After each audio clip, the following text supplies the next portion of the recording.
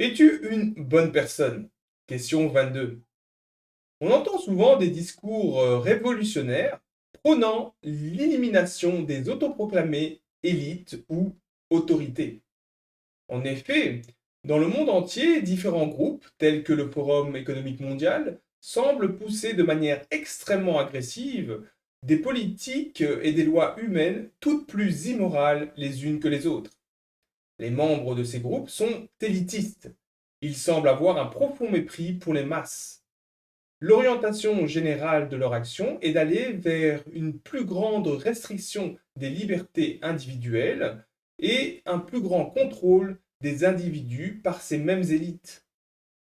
On cite des noms comme Bill Gates, George Soros, Klaus Schwab, Donald Trump, Joe Biden, Vladimir Poutine, Xi Jinping et autres comme étant des sources du mal.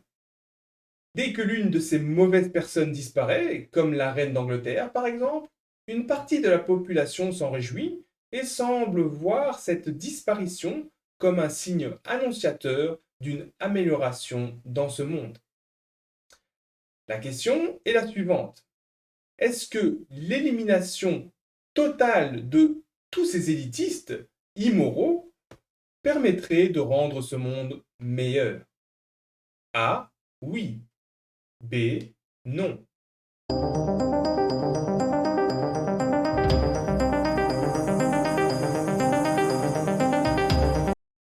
La réponse est B. Non.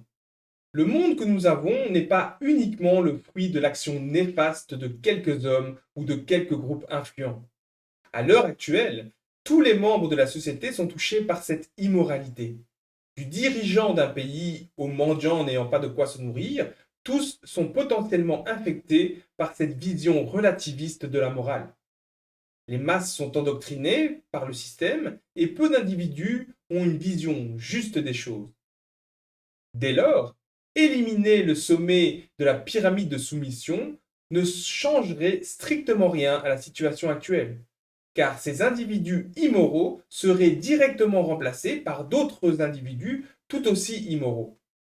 D'ailleurs, si vous regardez dans l'histoire humaine, chaque révolution n'a fait que remplacer des tyrans par d'autres tyrans, une forme d'esclavage par une autre. Et aujourd'hui, après une multitude de révolutions, l'espèce humaine se dirige inexorablement vers un esclavage total. Des êtres immoraux ne pourront jamais mettre en place une civilisation libre et juste, car la loi absolue qu'est la loi naturelle ne le permet pas. Notre seule voie de sortie, c'est la réelle éducation.